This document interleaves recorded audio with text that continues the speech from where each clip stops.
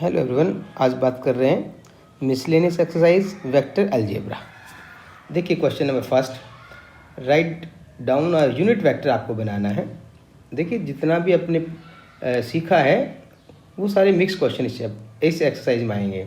अब आपको एक यूनिट वेक्टर बनाना है, एक्स वाई प्लेन होना चाहिए और वो जो वेक्टर यूनिट वेक्टर है वो 30 डिग्री का एंगल बना रहा है। किसके साथ बना रहा है? एक्स के साथ। डायरेक्शन क्या है? पॉजिटिव डायरेक्शन है। क्लियर?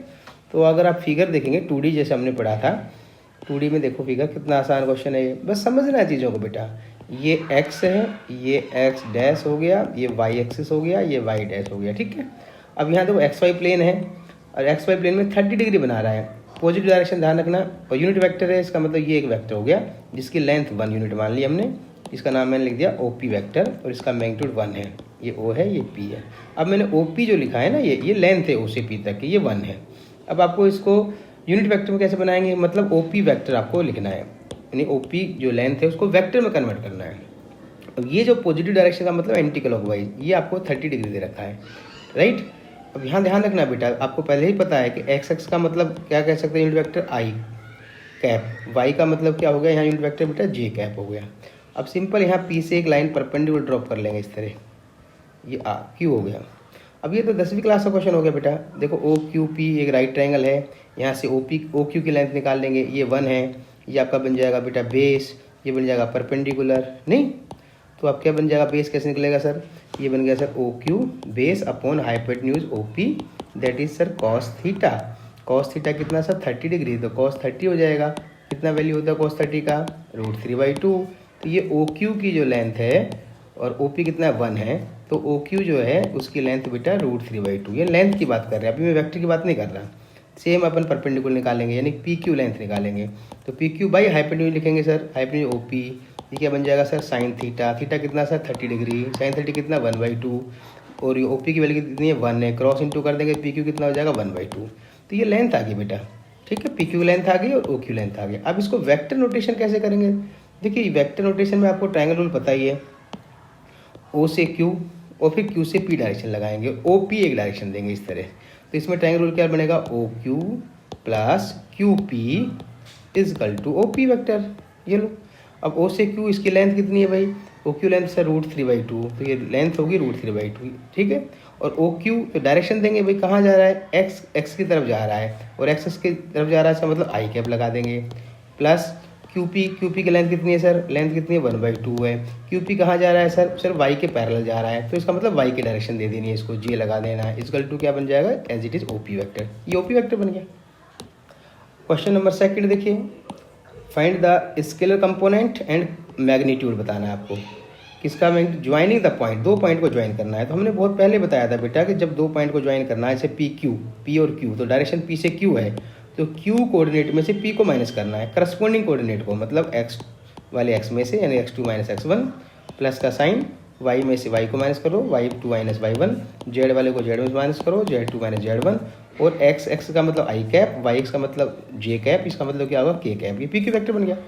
या आप पोजीशन वेक्टर निकाल सकते हो, P का OP वेक्टर आएगा, Q का निकालेंगे OQ वेक्टर आएगा। तो फिर PQ वेक्टर कैसे बनेगा? OQ ट्रायंगल रूल से बन रहा है वो बेटा, ये ध्यान रखना, OQ माइनस OP वेक्टर, इस तरह से करेंगे फिर आप, या डायरेक्ट ऐसे कर दीजिए बेटा, PQ वेक्टर बन गया। अब कह रहा है स्केलर कंपोनेंट का मतलब ये स्केलर कंपोनेंट है इसका, IJ को हटाना है आपको, यानी कि स्केलर कंपोनेंट क्या आएगा? x2 - x1, y2 - y1, z2 - z1, ये स्केलर कंपोनेंट हो गया। मैग्नीट्यूड कैसे निकालते हैं आपको पता ही है, इसका मैग्नीट्यूड निकालना है। इसका मतलब आपको पता है कैसे निकलता है मैग्नीट्यूड। तो PQ का मैग्नीट्यूड बेटा रूट लिखेंगे आई कैप का कोफिशिएंट का स्क्वायर और जे कैप के कोफिशिएंट का स्क्वायर और प्लस के कैप के कोफिशिएंट का स्क्वायर। सेम पुराना है बेटा, x2 - x1 हो जाएगा यहाँ, y2 - y1, ये कितना है? z2 - z1 का होल स्क्वायर। ये ध्यान रखना, ये होल स्क्वायर लगेगा सब पे, ये इसका यूनिट वेक्टर हो जाएगा, सॉरी लेंथ हो जाएगा, यानी मैग्नीट्यूड, राइट। अब क्वेश्चन नंबर 3 देखिए, बहुत आसान क्वेश्चन है बेटा। देखो चीज़ों को समझते हुए जाना है। यहाँ कह रखा है a girls walk 4 kilometre toward west, then she walk 3 kilometre in direction of 30 east of the north and stop, तो फाइंड द डिस्प्लेसमेंट। तो यहाँ देखिए अपना फिगर पे थोड़ा नज़र दौड़ाइए, पहले फिगर को समझ लो। ये अपने पास क्या क्या नॉलेज देगा बेटा?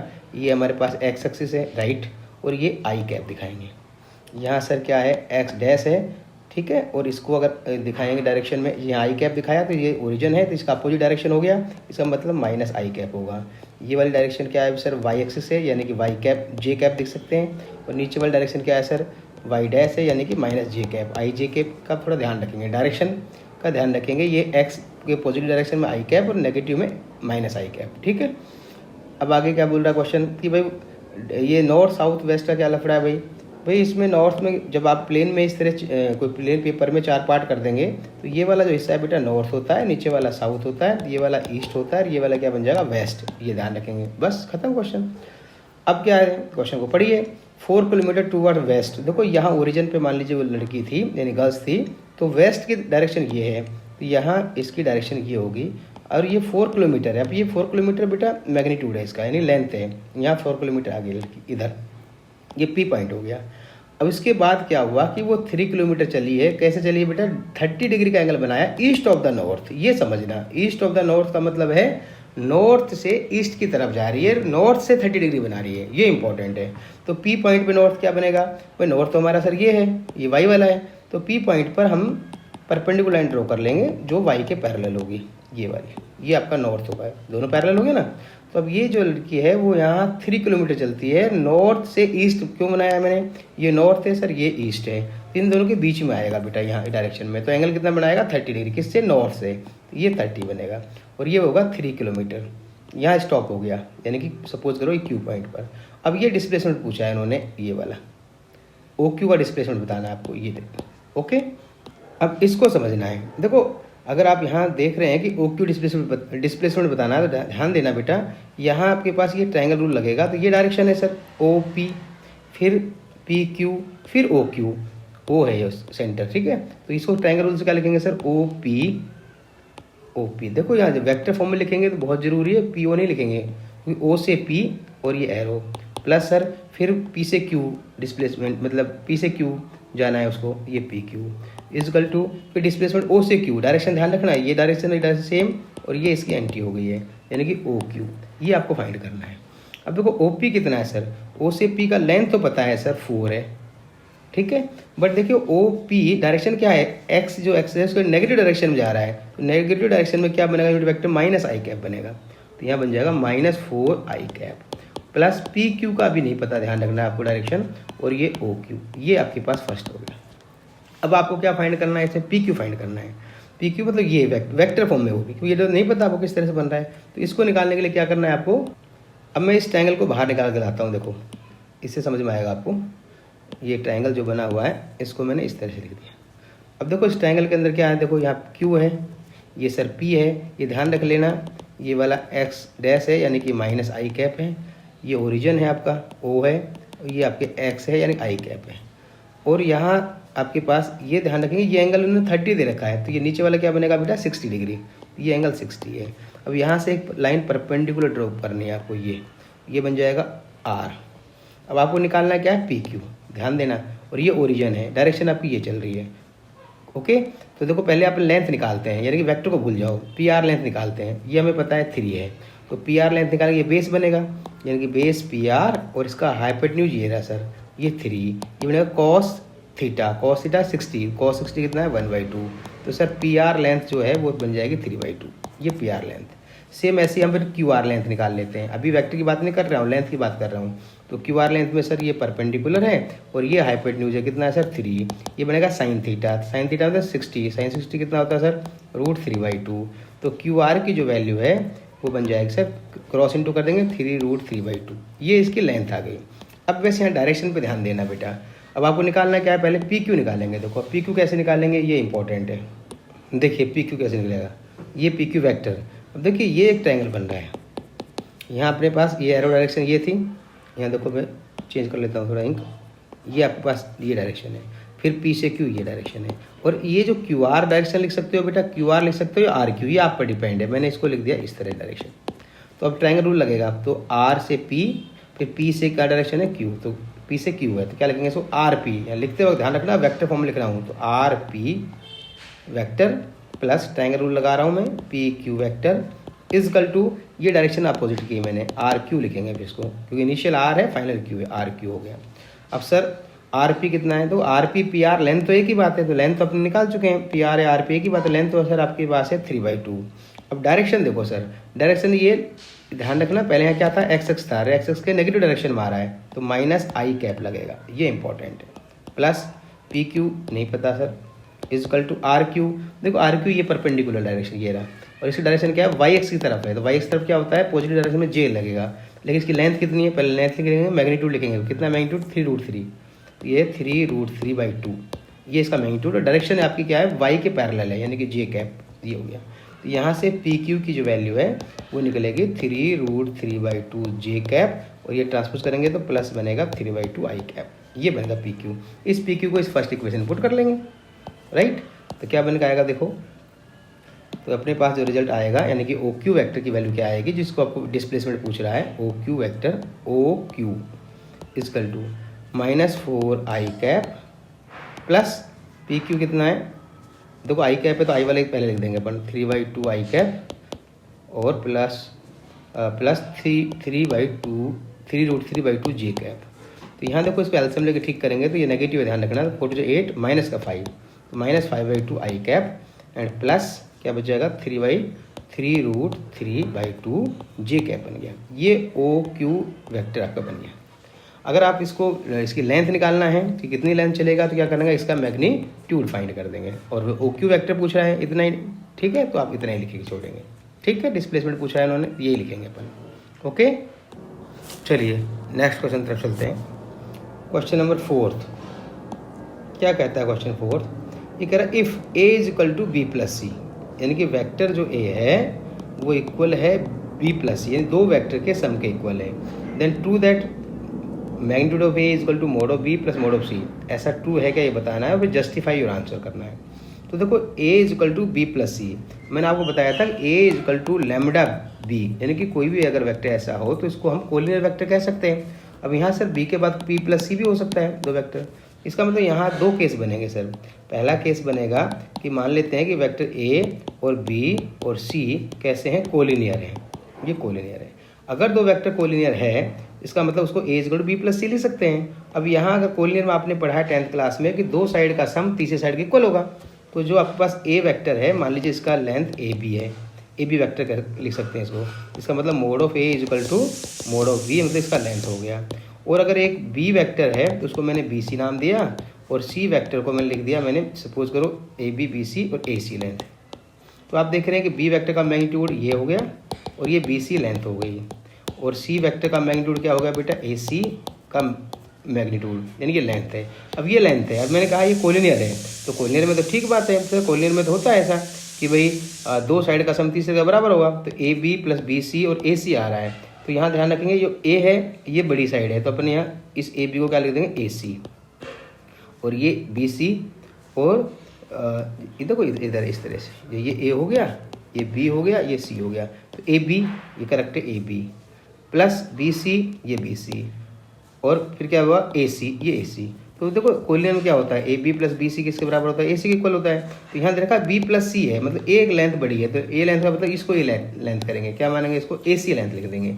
तो यहाँ हम इसको थोड़ा चेंज कर लेते हैं, इस चीज़ को किस तरह करेंगे, देखो अगर कोलिनियर है तो यहाँ केस बनेंगे बेटा कि जैसे ये एक पॉइंट है, इस तरह से देखो ये ए हो गया सपोज करो, ये बी है और ये सी है, ये जो लेंथ है और ये लेंथ बी सी है। अब देखो यहाँ क्वेश्चन में लिखा हुआ है vector A is equal to B plus C, यानी कि अगर हमने सपोज कर लिया ए बी सी कोलिनियर है, तो इसका मतलब ये जो लेंथ है वेक्टर ए, इसका मतलब ए सी वेक्टर, तो यहाँ इसका length vector A is equal to का मोड और इसका मोड ये हो गया, और बी हमने सपोज करो ये लिख दिया कि ए बी जो है इसको मैंने बी वेक्टर लिख दिया, इसका मैग्नीट्यूड ये बन जाएगा, और बी सी वेक्टर को मैंने सी लिख दिया ये, और इसका लेंथ बी सी बनेगा। अब ये कोलिनियर में तो ऐसे होता है कि सम ऑफ टू साइड्स, दो लेंथ है उसका सम अगर तीसरी लेंथ के बराबर आ जाता है तो वो कोलिनियर होगा। तो इसमें तो अपन ऐसा लिख सकते हैं कि sir A C is equal A C का mod is equal to A B का मोड प्लस बी सी का मोड। इसका मतलब ए सी का मतलब मैंने क्या लिखा, ए वेक्टर, ए बी का मतलब क्या लिखा मैंने, बी वेक्टर का मोड, और बी सी का मतलब सी का मोड। ऐसा हो सकता है कोलिनियर में, ठीक है। बट ये दूसरी यही कंडीशन आप अगर आप देखेंगे तो जब कोई ट्राइंगल प्रूव करना हो, ट्राइंगल वेक्टर के अंदर, तभी भी ये कंडीशन होती है जब ये ट्राइंगल की साइड्स हो।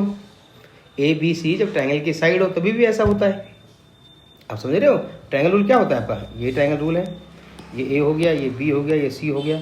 हमने डायरेक्शन ये लिखा, ये डायरेक्शन ऐसे लिखा, इसको ऐसे दिखाया, तो क्या बनता है? देखो ना, ये दिस प्लस दिस ना, ये डायरेक्शन देखो, ये अपोजिट डायरेक्शन है ना अपनी, तो ये हो जाएगा दिस प्लस दिस, ये ऐसे दिखा देंगे। ये ट्रायंगल रूल हो गया। देखो दोबारा समझो इसको भाई, ये जो आप लिख रहे हैं ए इजकल टू बी प्लस सी, बेटा ये छोटी छोटी चीज़ें हैं, उनको अच्छे से समझो। ये तो जैसे आप ट्रायंगल बनाया, इस ट्रायंगल में ये ए है, ये बी प्लस सी है, तो मैंने इसको बी लिख दिया, इसको सी लिख दिया, इसको डायरेक्शन ये दिया, इसको डायरेक्शन ये दिया, ये डायरेक्शन हो गया। तो यहाँ देखो ट्रायंगल रूल से क्या बन गया? B plus C is equal to ये मैंने ए लिखा, तो ट्रायंगल रूल ये डायरेक्शन दोनों सेम होगी, ये अपोजिट है, मतलब B plus C equal to A C. ये ए सी, ये ए बी और सी हो गया, यानी कि ये वेक्टर ए। ऐसा ट्रायंगल में होता है। बट अगर मैग्नीट्यूड की बात कर ली जाए तो ट्रायंगल में तो बेटा अगर हम इसका मैग्नीट्यूड और बी का मैग्नीट्यूड और सी का मैग्नीट्यूड का प्लस करेंगे, अगर ये ट्रायंगल ये ए बी सी जो है वो ट्रायंगल की लेंथ है, तो फिर ये तो इक्वल नहीं होती सर, ये तो लेस देन होती है। इस तरह कि दो साइड का सम हमेशा तीसरे से बड़ा होता है, तो ये पोजीशन होनी चाहिए। तो ये ट्रायंगल में पॉसिबल, ऐसा कंडीशन पॉसिबल नहीं है ये वाली। ये तभी पॉसिबल है जब ये कैसा होना चाहिए? कोलिनियर। ओके, अब ये क्वेश्चन कह रहा है कि जस्टिफाई योर आंसर। तो आप एक कोई भी ट्रायंगल जो बनता हो ना बेटा, कोई भी ट्रायंगल, उस हिसाब से एग्जाम्पल लेकर भी इसको जस्टिफाई कर सकते हैं। तीसरी सोच आपकी ये हो सकती है। समझेंगे बात को? कैसे सोचेंगे सर तीसरी सोच? देखो, A is equal to B plus सी। अब आपके पास एक दो वेक्टर ले लेते हैं, बी वेक्टर इजकल टू हो गए, लिखा ना जस्टिफाई योर आंसर, तो ऐसे लिख सकते हो sir 2i plus 3j plus के, ये बी वेक्टर सर। और सी वेक्टर मैंने लिख लिया sir i plus J minus के लिख दिया, राइट। अब आपने ए वेक्टर लिखना है, ए वेक्टर इन दोनों का सम सर क्या बन जाएगा? 3i कैप, और ये बन जाएगा 4j कैप, और ये हो जाएगा सर, यहाँ बदल देते हैं, 0 हो जाएगा, नहीं तो कोई बात नहीं, 0 हो सकता है, डोंट वरी। ये -2 लिख दिया मैंने, ये माइनस के कैप ये लिख दिया। तो ये आप देखो A is equal to B plus C condition को सेटिस्फाई कर रहा है। अब देखिए क्या ये इसको सेटिस्फाई करेगा क्या? देखो बी वेक्टर का मैग्नीट्यूड निकालेंगे सर, ये होगा 4, ये बनेगा 9, ये 1, 14 हो गया, √14। यहाँ सी वाला देखो i प्लस जे में सी का मैग्नीट्यूड निकालो सर, √1 प्लस 1 और प्लस 4 कितना हो जाएगा? √6। और ए का मैग्नीट्यूड निकालो, कितना बन जाएगा? 3 का 9, 4 का 16 और ये 1 हो जाएगा, ये 26 का रूट आया। अब आप यह देखो कि क्या √26 इक्वल टू है √14 प्लस √6 के? बिल्कुल इक्वल नहीं है, बट इतना जरूर है कि अगर इसका रूट निकालेंगे तो ये जो वैल्यू है ये इन दोनों के सम से लेस देन होगी, ये ऐसा होगा, ठीक है। इसका मतलब ये पॉसिबल तभी हो सकता है जब पॉइंट्स कैसे हों? कोलिनियर हो, यानी कोलिनियर वेक्टर हो ना ए बी सी, तब तो पॉसिबल है, अदरवाइज ट्रायंगल की फॉर्म में हुआ तो ऐसा पॉसिबल नहीं है। ओके, चलिए नेक्स्ट क्वेश्चन तरफ चलते हैं। Find value of x, this is the unit vector, very easy. Unit vector का मतलब मैग्नीट्यूड 1, तो इसको आप कोई नाम डाल लेते हैं वेक्टर को, ये ए वेक्टर लिख दिया मैंने। अब ये एक्स से मल्टीप्लाई कर लो बेटा, xi plus xj and x के कैप। अब ये कह रहा है ये यूनिट वेक्टर है, तो x क्या होगा भाई? यूनिट वेक्टर है तो सर इसका मैग्नीट्यूड निकाल लो, तो ये बनेगा sir x² plus x² plus x², और ये मैग्नीट्यूड हो गया, ये 1 हो गया, ये बन गया सर 3x² का रूट इजकल टू 1। आप समझ रहे हो? स्क्वायरिंग कर दो, क्या बन जाएगा? 3x² इजकल टू 1 होगा, तो इसका मतलब x² इजकल टू 1/3, तो x equal to plus minus 1/√3। लेकिन x की वैल्यू ध्यान रखना, यहाँ x की वैल्यू पूछ रहा है, इसलिए यहाँ प्लस माइनस √3 आएगा, ना कि ओनली 1/√3। यहाँ मैग्नीट्यूड नहीं कह रहा है, ये x जो है यहाँ ध्यान रखना, ये x जो आ रहा है ये स्केलर क्वांटिटी है, ये पॉजिटिव हो सकती है और नेगेटिव भी, तो इसके आंसर बेटा यहाँ ध्यान रखना x equal to plus minus √3 आएगा। ओके, चलिए नेक्स्ट क्वेश्चन देखो। फाइंड ए वेक्टर, मैग्नीट्यूड तो उसका 5 यूनिट है और parallel to the resultant vector. देखो रिजल्टेंट वेक्टर जब निकालना होता है तो दोनों वेक्टर को सम कर लो, यानी a प्लस बी। क्लियर है? हमेशा रिजल्टेंट वेक्टर में बात कर रहा है तो दोनों वेक्टर का प्लस कर लो, तो ये रिजल्टेंट वेक्टर हो गया बेटा। ये लो a प्लस बी का रिजल्टेंट वेक्टर क्या बन जाएगा? दोनों का सम क्या बन गया? ये बन जाएगा 3i कैप, और ये होगा प्लस के j कैप, और ये बन जाएगा 0 के कैप, ये हो गया। तो इसको सी नाम डाल दिया, ये रिजल्टेंट वेक्टर है। अब अगर ये जो वेक्टर आया है, देखो 0 की जरूरत नहीं, 0 कैप में इतना ही बहुत है, ये हटा दिया मैंने। अब ये जो वेक्टर आया है ये सी, अब कह रहा है इस वेक्टर के पैरेलल एक वेक्टर है, तो भाई जब कोई वेक्टर है इसके पैरेलल एक वेक्टर है जिसका मैग्नीट्यूड 5 है, तो हम तो बेटा इसको भी बहुत ईजी है, इसके पैरेलल है तो इसका मतलब डायरेक्शन सेम हो गई, तो अपन क्या कर लेते हैं, इसका यूनिट वेक्टर निकाल लेते हैं। तो बन जाएगा 3i कैप प्लस जे इन वेक्टर अपॉन इसका मैग्नीट्यूड, 3 का स्क्वायर 9 प्लस 1, ये बनेगा बेटा 3i और कैप और जे कैप अपॉन √10, तो ये यूनिट वेक्टर बन गया। अब इस डायरेक्शन पैरेलल वेक्टर समझ रहे हो, ये दोनों पैरेलल है इस तरह से, ठीक है, ऐसा भी हो सकता है, लेकिन मैग्नीट्यूड 5 है तो इसका मैग्नीट्यूड 1 है, तो आप इसको 5 से इंटू कर देंगे, तो रिक्वायर्ड वेक्टर जो आपका बनेगा, नाम डाल दो डी वेक्टर, ये जो 5 वेक्टर है इसको जो वेक्टर आपने बनाया उसकी यूनिट वेक्टर से मल्टीप्लाई कर दो, यानी कि आपका फाइनल आंसर आ जाएगा 5 इंटू 3i कैप जे प्लस जे अपॉन √10। तो ये ध्यान रखना, जब आपके पास मैग्नीट्यूड दे रखा हो तो आप इसकी डायरेक्शन क्या है, पैरेलल है, किसके पैरेलल है, रिजल्टेंट के, तो रिजल्टेंट का मतलब दोनों का ऐड कर देना, वो एक नया वेक्टर बनकर आ गया, इसका यूनिट वेक्टर निकाल लेना और उस यूनिट वेक्टर को उसके मैग्नीट्यूड से इंटू कर देंगे, वही रिक्वायर्ड वेक्टर आ जाएगा। ओके, सेम यही क्वेश्चन है। नेक्स्ट क्वेश्चन आप प्रैक्टिस करेंगे बेटा, क्या दे रखा है, एक वेक्टर ए है, एक वेक्टर बी है, एक वेक्टर सी है, फाइंड यूनिट वेक्टर करना है। देखो पैरेलल टू लिखा है इस वेक्टर के, तो ये वैल्यू निकालेंगे, इसको 2 से इंटू कर देंगे और इसको किससे 3 से, और ये क्या है माइनस है, तो इसमें वैल्यू पुट कर देंगे, तो ये वैल्यू निकाल लेंगे, एक वेक्टर आ जाएगा, उसको नाम डाल देना डी वेक्टर। अब आपको ये जो डी वेक्टर आया इसका यूनिट वेक्टर निकालना है, तो उस वेक्टर का मैग्नीट्यूड निकाल लेना बेटा और मैग्नीट्यूड से डिवाइड कर देना, तो यानी कि जो डी यूनिट वेक्टर आएगा डी का कैप लगाना, डी कैप वो आएगा जो वेक्टर बनकर आया उसमें मैग्नीट्यूड से डिवाइड। क्लियर? चलिए नेक्स्ट क्वेश्चन की तरफ चलते हैं। क्वेश्चन देखो, पहला क्वेश्चन है कि ये बताना है कि ये पॉइंट्स कोलिनियर हैं पहला, तो जब पॉइंट्स कोलिनियर हो बेटा तो आप क्या कर लेना, ए बी वेक्टर निकाल लो, ए बी, और फिर बी सी निकाल लो, चाहे ए सी वेक्टर, आपकी मर्जी है जैसा आपको अच्छा लगे, ठीक है, ए सी निकाल लो, चलो बी सी भी निकाल सकते हो, तो ए बी वेक्टर निकालो, ए बी कैसे, बी में से ए को माइनस करेंगे तो 5 में से 1 गया, कितना है 4, ये आई कैप हो जाएगा, पता है ना आपको, 0 माइनस माइनस प्लस 2 जे कैप, -2 माइनस माइनस ये हो जाएगा -8 प्लस हो जाएगा ये +6 के कैप, ये हो गया ए बी वेक्टर। ए सी में से एक हो 11 में से बन गया सर ये 10 हो गया आई कैप, 3 में से -5 हो जाएगा 5 जे कैप, 7 में से 15 हो जाएगा ये 15 के कैप हो गया सर। अब देखो जब कोलिनियर वेक्टर दिखाना हो तो दो रास्ते हैं, या तो ए बी ए सी ये एक दूसरे के मल्टीपल होंगे, या फिर इनका क्रॉस प्रोडक्ट निकालना है, क्रॉस प्रोडक्ट की वैल्यू क्या आ जाएगी, 0 आ जाएगी, जो आपको अच्छा लगे। तो ये क्या बन रहा है, देखो डायरेक्ट करना चाहो तो सर इसमें 5 कॉमन आ रहा है, क्या बन जाएगा ये सर 2i कैप प्लस जे कैप प्लस 3k कैप, ये बनेगा सर। क्या ए बी बन रहा है सर, नहीं बन रहा है, लेकिन ए बी में सर 2 कॉमन आ रहा है, तो क्या बन जाएगा ये 2i cap plus 2j cap plus 3, ये 2 कॉमन निकल जाएगा सर, ये बनेगा। अब देखो सर 2i/3k 2i/3 सेम बन रहा है, यहाँ 2 है यहाँ 5 है, तो ये इसका मल्टीपल आ रहा है, कितना मल्टीपल आ रहा है देखो, जिसे ये जो ए सी वैक्टर है, ये A C vector is equal to 5 into this vector बन रहा है ये वाला, तो ये वैल्यू यहाँ से निकाल लेंगे इसकी वैल्यू, तो ये क्या आ जाएगा सर, ये आ जाएगा ए बी वैक्टर अपॉन 2, इसको क्रॉस इंटू कर दो, तो twice of A C vector is equal to 5 of A B vector, या ऐसा भी लिख सकते हो कि जो ए सी वैक्टर है equal to 5/2 of A B vector. तो देखो ए सी वैक्टर इसका 5/2 टाइम्स आ रहा है, तो ये कोलिनियर है। क्यों कोलिनियर है, पैरेलल भी हो सकते हैं सर, ब्लू हो सकते हैं, लेकिन ए सी ए बी में ए कॉमन आ रहा है, तो ये कोलिनियर वेक्टर होगा। अगर इतना दिक्कत करते हो तो बेटा ए बी वैक्टर निकाल लो और ए सी वैक्टर निकाल लो, इसका क्रॉस निकाल लेना और उसकी वैल्यू क्या आ जाएगी 0, then you can say the vector parallel. और A B B C parallel जो वेक्टर है उसको हमने बताया था, डेफिनेशन दिया था, वो कोलिनियर भी होंगे। ओके, अब इसमें एक एडिशनल चीज़ और पूछी गई है कि बी जो पॉइंट है ए सी को किस रेशो में डिवाइड करता है। तो देखो बेटा इस तरह से लिखेंगे, ये ए हो गया, ये बी हो गया, ए का जो पॉइंट है कोऑर्डिनेट है 1, -2 एंड -8 है, और सी जो है 11, 3 और 7 है, और ये आपके पास हो गया बेटा बी, ये सी है बेटा, ये बी, और बी का कोऑर्डिनेट है 5, 0 और -2। अब कह रहे हैं किस रेशो में डिवाइड करता है, तो मैंने बताया था सेक्शन फॉर्मूला।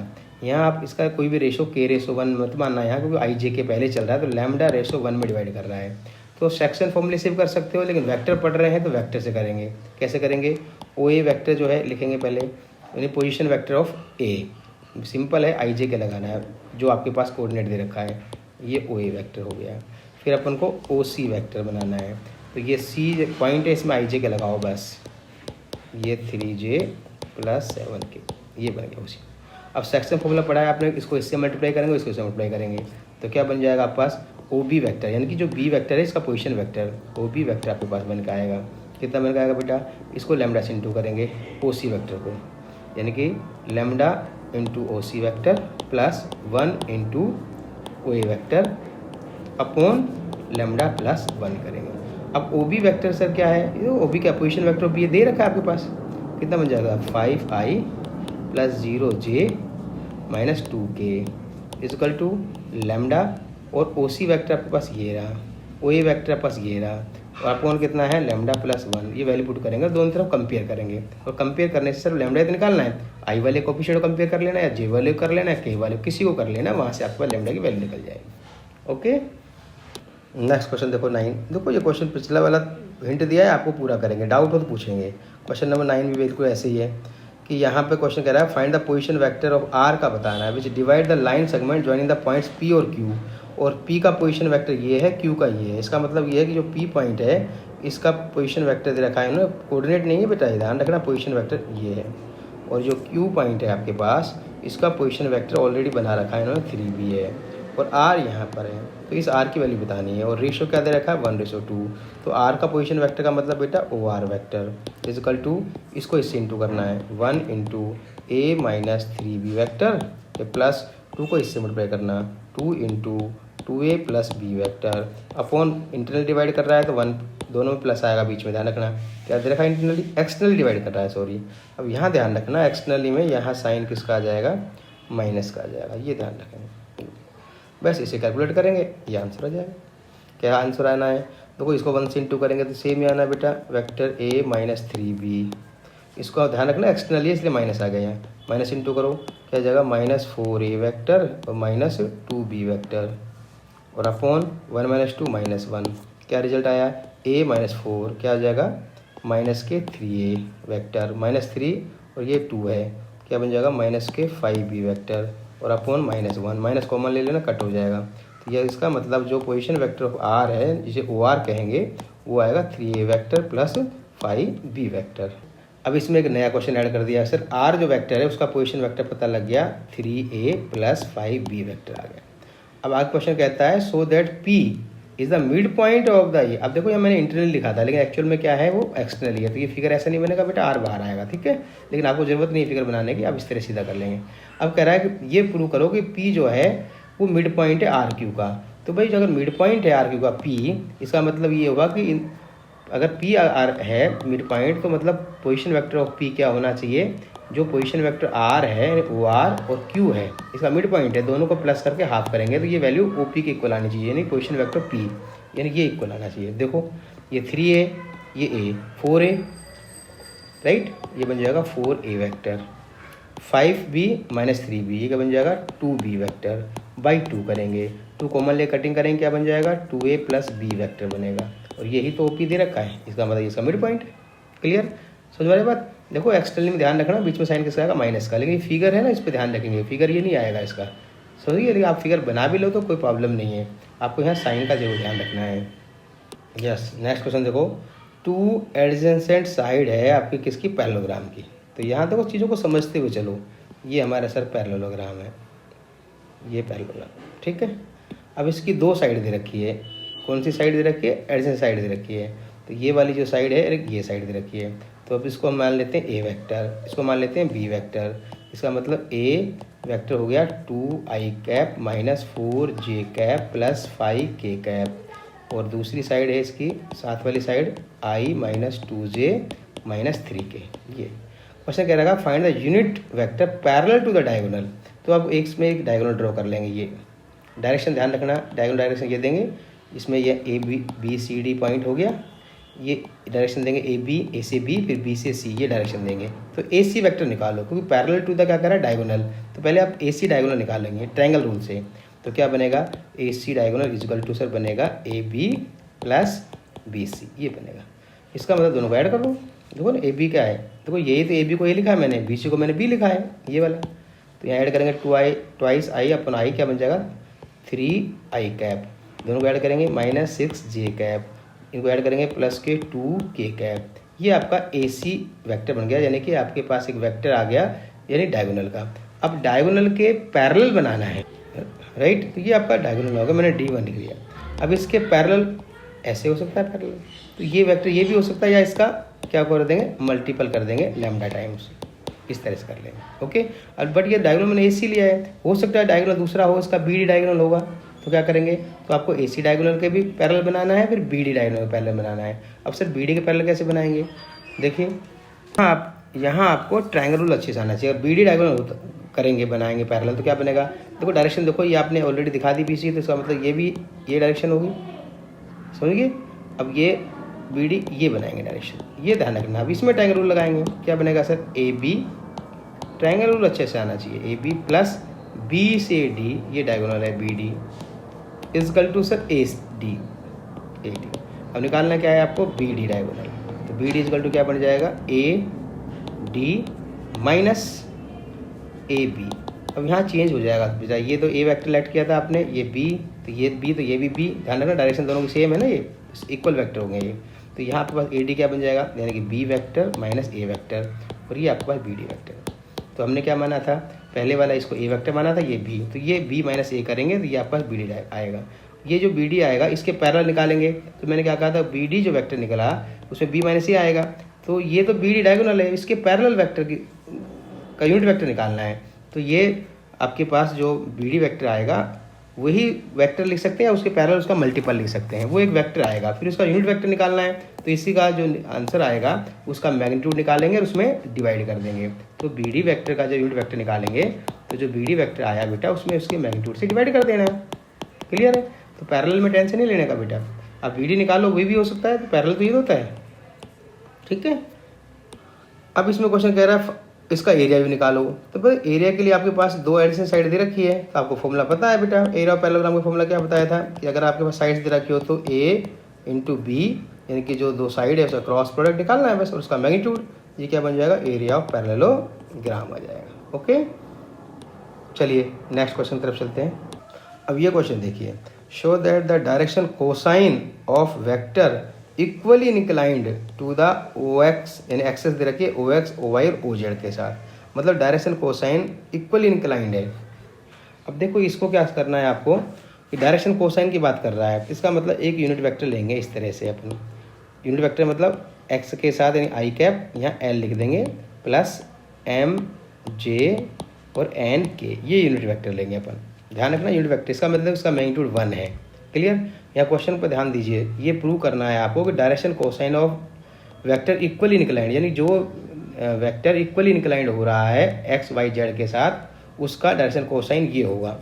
अब देखेंगे कि जो यूनिट वेक्टर जो होता है बेटा, ये एक ऐप लिखा, इसमें जो I का कोफिशिएंट है ये L, एक्चुअल में ये कॉस अल्फा की वैल्यू होती है, और ये जो M होता है ये कॉस बीटा होता है, मतलब समझ रहे हो, ये N क्या होता है, कॉस गामा, यानी कि ये एक्स वाई जेड के एंगल हैं, अल्फा बीटा और गामा, ठीक है। अब ये L M और N, और ये यूनिट वेक्टर है, इसका मतलब सर इसका डायरेक्शन रेशियो जो है, सॉरी मैग्नीट्यूड इसका 1 होगा, यानी कि L square plus M square plus N square का रूट 1 होगा, इसका स्क्वायरिंग करेंगे, L square plus M square plus N square equal to 1 हो गया। अब ये कह रहा है क्वेश्चन, ये क्वेश्चन क्या कर रहा है, देखो ये अगर इक्वली इंक्लाइंड हो तो बताना है डायरेक्शन कोसाइन ये होगा। इक्वली इंक्लाइंड का मतलब sir alpha beta gamma equal, अगर अल्फा बीटा गामा इक्वल तो इसका मतलब cos alpha equal to cos beta equal to cos gamma, इसका मतलब L और M equal, it means L equal to M equal to N, तीनों equal आएगा। तो L M N तीनों इक्वल है, तो इसमें पुट करो, ये बन जाएगा L square plus L square plus L square 1, it is 3L square 1, यानी कि L equal to 1/√3 plus minus 1/√3, ये ध्यान रखेंगे। यहाँ क्या दिखा रखा है 1/√3 1/√3, ठीक है।